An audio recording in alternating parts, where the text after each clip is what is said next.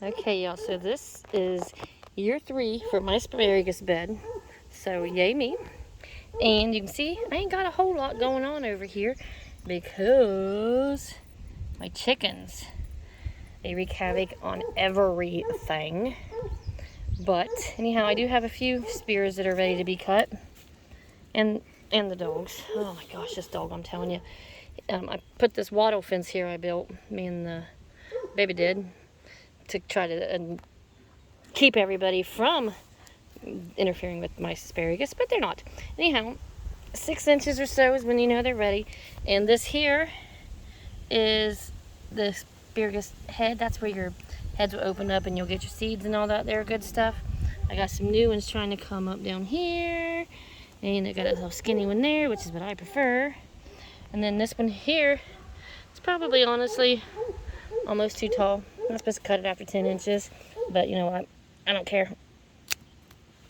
It's fine. And you're not supposed to cut it after July neither. But, you know, whatever. It says cut them down near the soil, so I guess that was a little short, or a little long. But anyhow, snip them off around the soil level. And then you have fresh asparagus to eat. And then it should just keep on feeding you. So we're going to grill this for dinner tonight with some pork chops and stuff. But yeah, so... Oh, shoot, sorry, I do that all the time. Anyhow, this is courtesy of the chickens. And they won't even eat it. They just literally tear it up because they can.